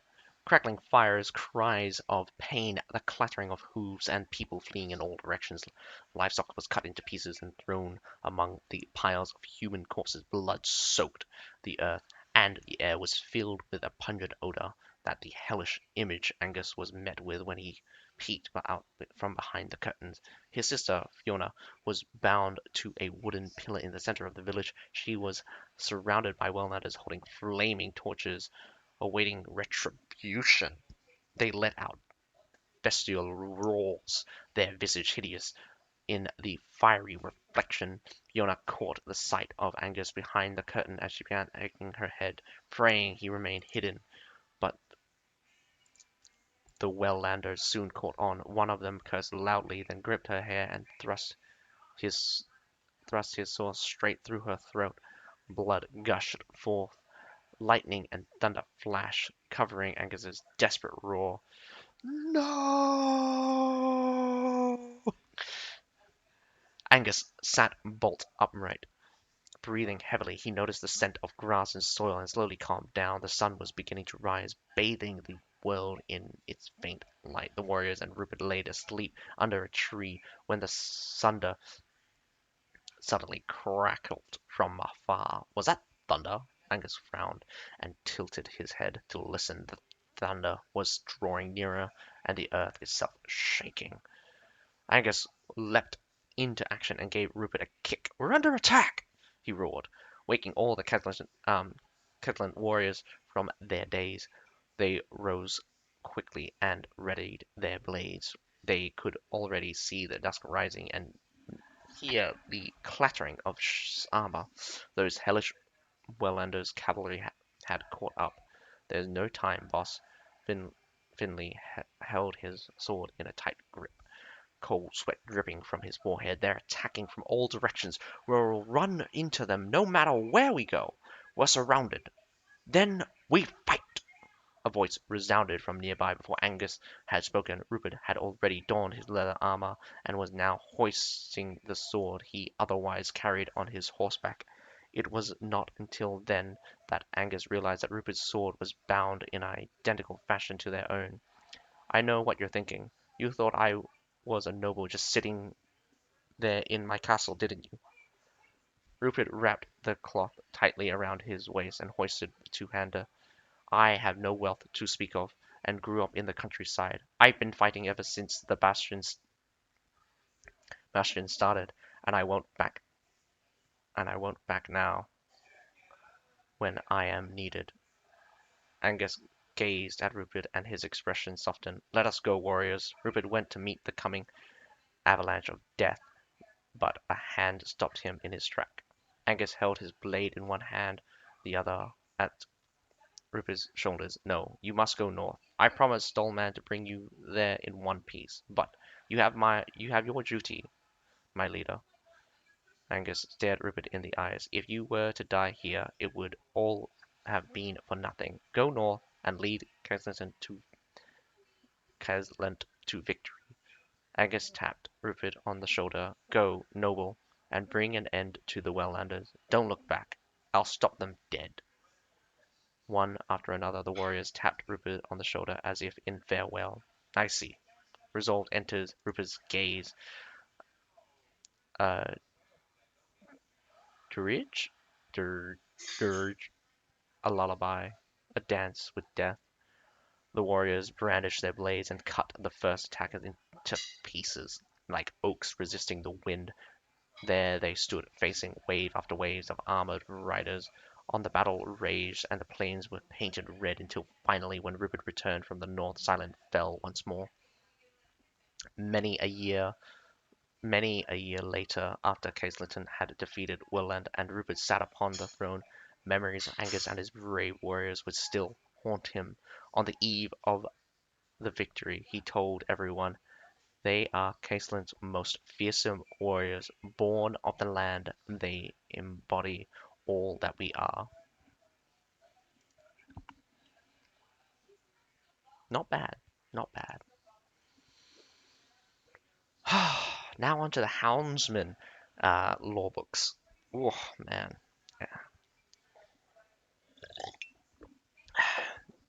I'm telling you, these woods are haunted. Sorry. Let's start again. Houndsmasters 1. I'm telling you, these woods are haunted. Nonsense. Just lead us out already. We've got to return to camp. I'm serious. I was just relieving my bladder over there when I saw a pair of green eyes in the bush. Eh? So you peed your pants? Come on, I'm being serious here. Right. Yeah, it was probably just a beast. This is a forest after all. But my gut's telling me something's not right. Just wild fancies. You probably had too much to drink at the village before. Scaredy cat. You're a disgrace to Willland. It was your idea to steal the spirits. Otherwise, we wouldn't have gotten lost in the woods in the first place. Bah! Let's just find a way out.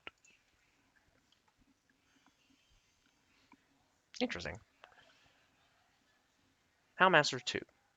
General Forrester waved his hand, and the Welland soldiers behind him brought forth someone clad in farmer's clothes. His head dropped and his clothes were ragged. A single glance was enough to tell he had been beaten. Who did this? Forrester pointed towards two corpses beneath a tree, arrows protruding from their chests, and bodies were covered in bite marks. Are you looking for war? They came at day and stole my spirits. Then they left. The farmer was terrified. He knew full well what the Welland soldiers were capable of. That's all I know. Ha! Aha! Let me guess. Our villagers thought they'd take action and shot them here in the woods. Forrester smiled savagely. I'm right, aren't I? You barbarians lay a hand on the king's soldiers. Forrester drew his blade in his madness and cut off a branch. Mark my words, you will pay for this. Forrester waved, and the soldiers led the farmer to a bush by the forest. Do you realize, do you really believe this was the work of those Caseland barbarians? The attendant looked nonplussed. Nonplussed? I don't even know what that word is. The king's knight can't been taken down by these farmers. Of course they weren't. Forrester cooled down from his rage. It isn't important how they died. What is important is that we have a reason to declare war on the barbarians. The king's eyes are set upon the sea route and the country at the other side of the strait. Let us first deal with these Caseland scum and give them two options: to surrender or die. Forrester turned his gaze northward. The attendant nodded and took Forrester's word to heart. The situation suddenly changed. Two cries could be heard from the bushes, then the sound of something heavy falling to the ground, followed by the snapping of a beast's jaw. Forrester drew his blade without thinking, his eyes fixed at the bush. Keep vigilant, he roared at his soldiers. They quickly lined up and began closing the distance, weapon at the ready. The bushes were empty as a grave, if not for two bodies. Forrester would have attributed it to imagination. Careful, back, he said in a deep voice. His words just finished, an arrow whooshed out from the bush and buried itself into a soldier's throat. Then another, and others still, all aimed at the Welland soldiers. Forrester pounded towards... Pound? I believe that's supposed to say pounced towards the bush with utter calmness. He had come to the conclusion that the attackers were hiding behind the bush, and he was going to take them by surprise. He raised his weapon and rushed forward. He had been wrong. A giant beast of a hound pounced at him from the shadow, its fangs sinking into his throat. The last thing this well-seasoned general saw was a band of waiting hounds and their masters. You. Forster's eyes glazed over as more blood gushed from his throat. He fell heavily to the ground. A hunter blew his whistle, and the enormous hound ceased its attack and returned to its master. Tail wagging, the farmers watched the slaughter and was almost scared witless. He trembled at the sight of these merciless hunters, not knowing whether they were friend or foe. Leave now, friend, a hunter told him. Tell your people to prepare. Our war against the Welllander is beginning. Houndmasters 3. Cannoli watched the farmer leave and looked worryingly at Rory. Rory, are we really going to meddle in this? Naturally, Rory reclaimed a few arrows from the fallen well-land. We must not only protect the forest, but also the plains of Kesland. If so, I've heard of a Kesland bastion, a secret force sworn to resist the attackers. We'd better get in contact with them, Connolly said after a moment of silence. How did you learn of that? Rory said, with surprise. I thought you never left the forest. I roam the land every so often, Connolly said. There's much information to be had. The bastion leader is a man named Rupert, a poor noble, Connolly said as he called the other hunters to hide the corpses in the forest. Many of the tribes have banded together under him, and they've won a few victories. A noble? Is he trustworthy? Rory frowned. Don't they all just sit and rot in their castles? He can be trusted, Connolly said. Nodded. I've heard he grew up on a farm, that his brains are only that his brain are only overshadowed by his brawn. You've met him before, haven't you? Rory asked after a while. I knew you'd see right through me, Connolly said and smiled. But it was he who found me. I came across him in a tavern. He persuaded me then and there, Connolly frowned. He said, if the Welllanders invade, not even the deepest not even the not even the deepest of forests will be safe. Rory laughed. He's right. That's why we must fight. Let find the bastion and drive out those damned Welllanders from our land. Rory replied in all seriousness. Following this incident, a group of seasoned hunters joined Casleton Bastion. They called themselves protectors of the forest, master hunters who fought with their loyal canine companions. Once the war was over, they left the forces without receiving either coronation or reward. No one even knew their name. It was not until the scribes of Caitlinton began compiling a book on the history that their bravery became known, and they gained the title of Houndsmen. Interesting how each of these units do play a part in the overarching storyline. So, now to read the challenges. These are small snippets granted by us.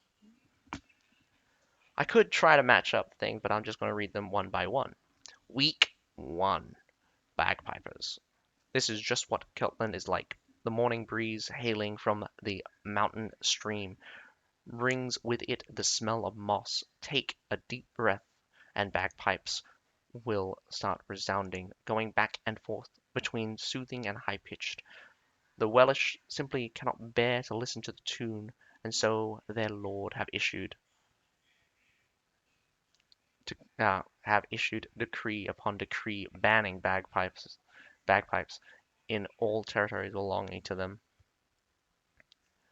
But what good does a decree do when no one cares? The sound of bagpipers continue among the rocks and the mosses. The Welsh, on their mighty steed, has attempted to put an end to it, but to no avail, and so they are now patrolling and terrorizing the land of others to put fear into the Celtish. While it works during the day, the sounds of bagpipes begin with the falling of each night. That is how their workday ends. That is their hymn. It also means that the Welsh tread on ground that does not belong to them.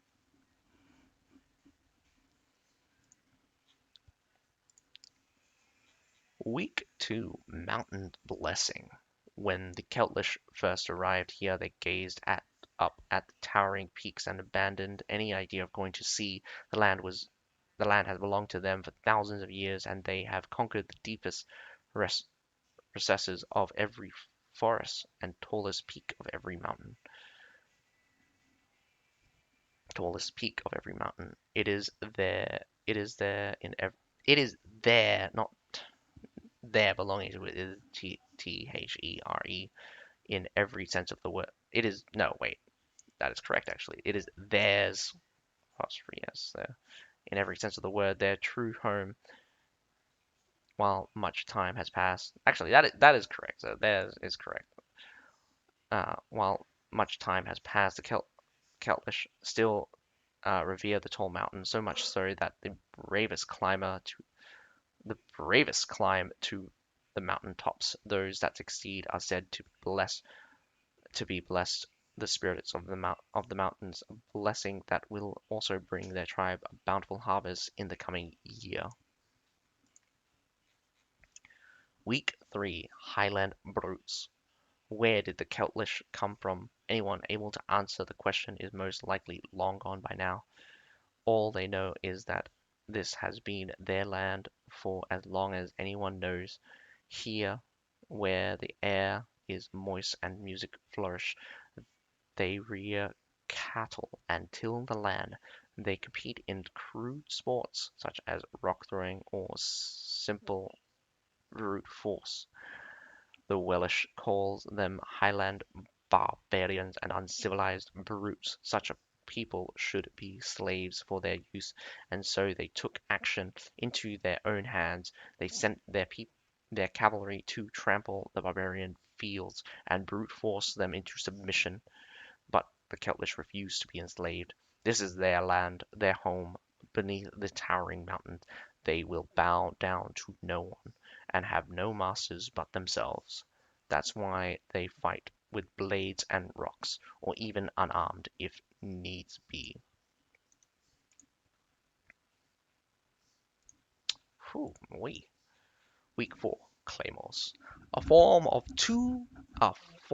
two-handed sword has been passed down through generations in many old Celtish families.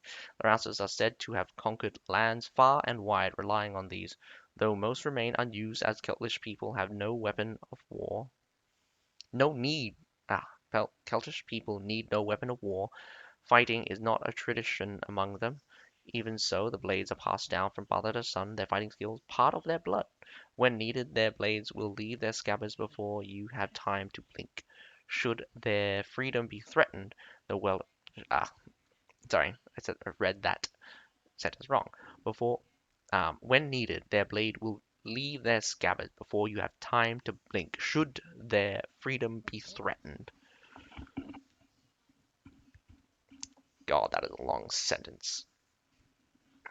The Welsh in the south believes the Celtish to be nothing but gunpowder kegs waiting to explode. They must deal with them now, or they will be devoured by them sometime in the future.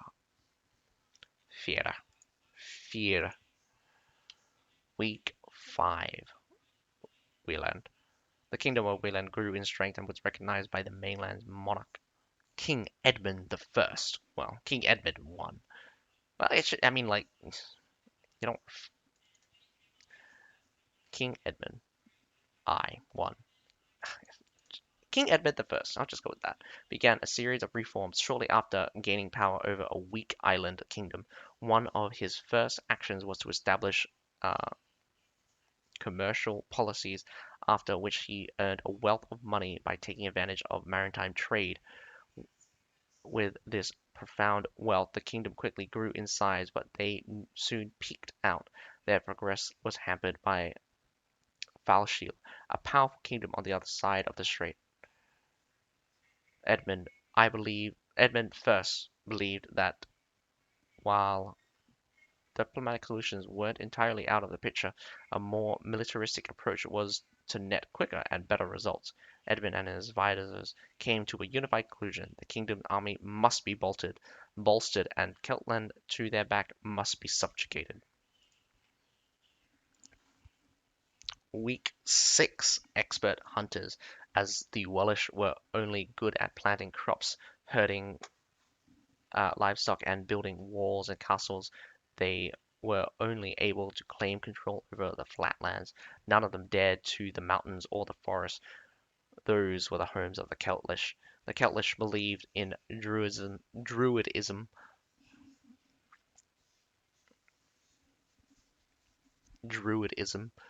nature, and living in harmony with all creatures. They were enlightened by the All-Wisp and awakened by the Great Oak. The ancient Druid, Druid, oh, fucking damn it. Druidic, the ancient Druidic has now moved into the Nuada forest in search of seclusion. Many of the more traditional Celtish still keep in contact with them and ask them for healing and knowledge and even salvation. The Celtish living near forests are expert hunters. Instead of fighting against nature, they become one with it. They know the coming and going when the forest is furious, and when it is generous, they traverse the forest with their loyal hounds at their side, as if it was their own backyard. The god-forsaken Welsh who stumbled into the forest knew not what hit them. As to the hunters, they were nothing but lambs to the slaughter. Week 7.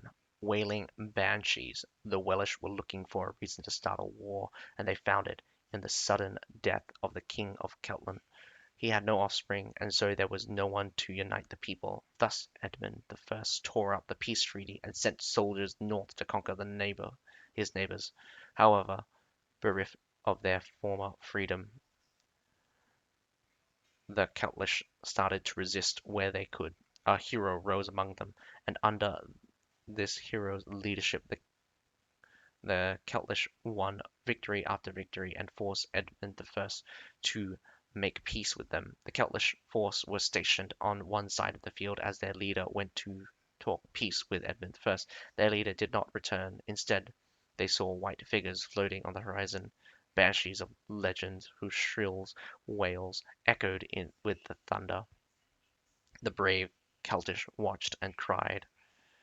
They had There had been no talks of peace. Edmund I had executed the hero then and there. The hero had been torn to pieces, and each piece was sent to a different part of the land. This action was meant to scare them all into submission, yet it only served to infuriate the Celtish further. Direct reference here. I mean, like, that is what happened to William Wallace.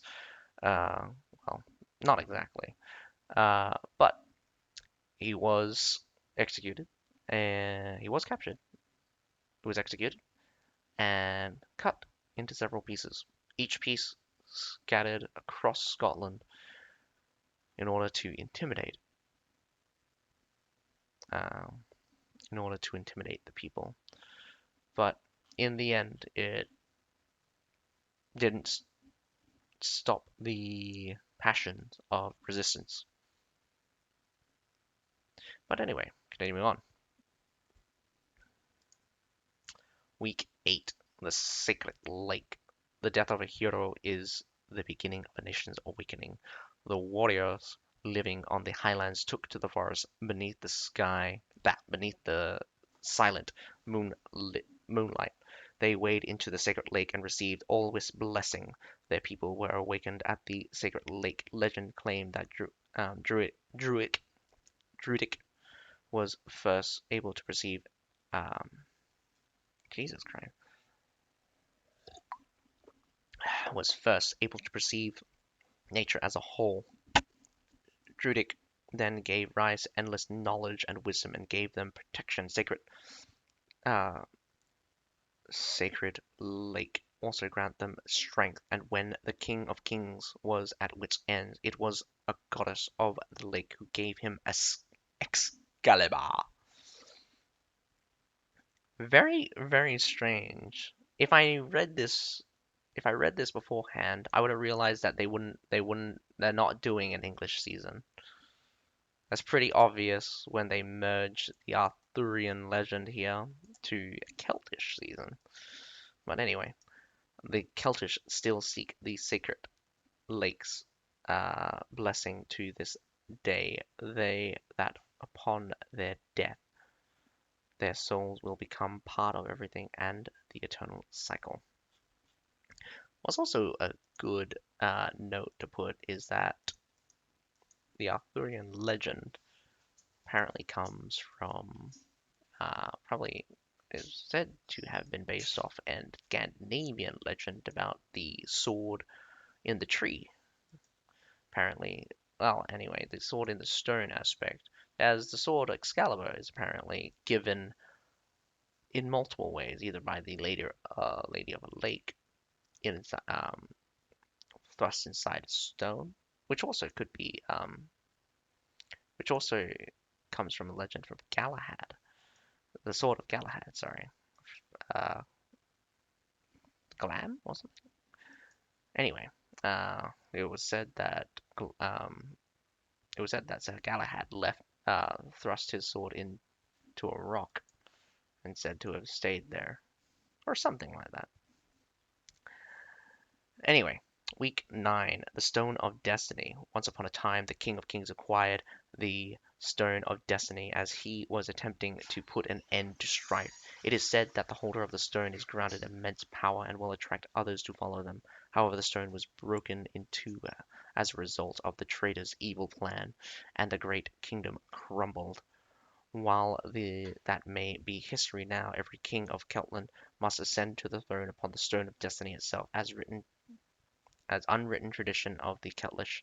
Knowing this, King Edmund first ordered the assault of Quinn, a sacred land of the Keltish, to take the Stone of Destiny by force and put an end to their line of kings. The hero's successor, Rupert of the Barclay family, naturally wouldn't sit idly by and let this happen. He rallied the people to defend Quinn. Interesting. So we have a set piece, which is the Quinn Ruins, and why we must defend it, which is nice. Week 10, Victory. As the Keltish will fight till their very last breath, victory was eventually be theirs. Rupert won the battle at Quinn and ascended the throne atop the Stone of Destiny. He also became friends with the King of Fashil and received his support. The Keltish eventually rallied under his banner with soldiers from all corners of the land. They achieved one victory after another, and the war gradually tipped in their favor until the Welsh had been bested. While the Welsh have fallen back for now, they are reassessing their strength and bided their time as they wait for a new opportunity to strike.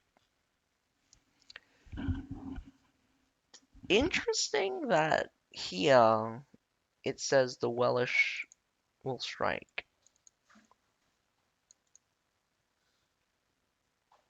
So does that mean the new season's going to have Welsh enemy again?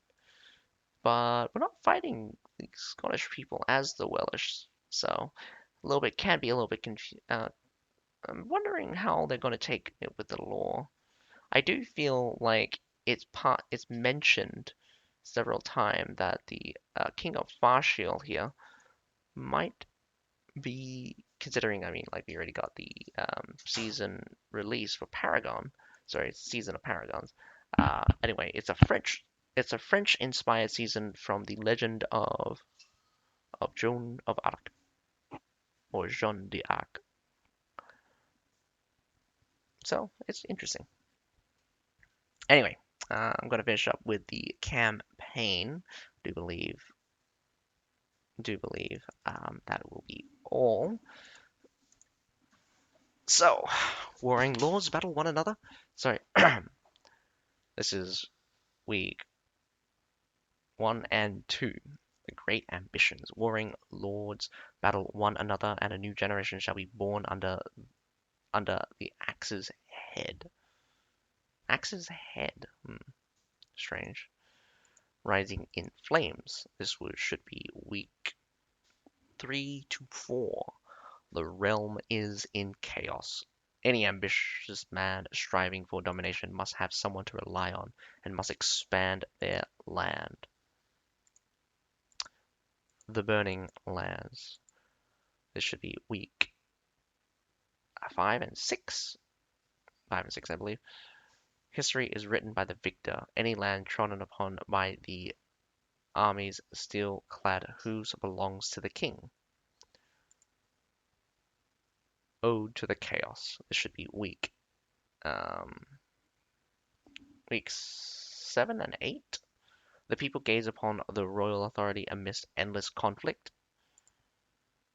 And then finally, the 9th and 10th week, the Supreme Glory. A true warlord is not content with a mere corner of of the land, while many lords throw coveting glances towards the royal capital. Only one may sit atop the throne. Um, Changed from the last time. I didn't realize this before I started reading, but these campaigns not directly tied to anything within the story itself. Not tied to the story itself. During the snowstorm season, actually, the campaign itself was directly referencing the events of the snowstorm season, exclaiming how Angolia was under attack in not Angolia. Angolia is in no, this is 12 hours. Angolia, yeah. But anyway, that is I'll, I'll probably be skipping the campaign here on forward, depending on if I find any useful lore pieces that might be missed or uh, how to say forgotten, as obviously a lot of these lore pieces, especially these books, will not appear again. So I have been really wishing to keep these things around in some form, and I hope this video does help those that wish to listen to these lore pieces. I much appreciate the writers of these pieces, whether or not they are inspired by Celtish um, stories or they're their own stories. It is a delight reading them, and I hope you guys enjoyed. But that is all for this video for the Conqueror's Blade lore reading for the season of Highlanders.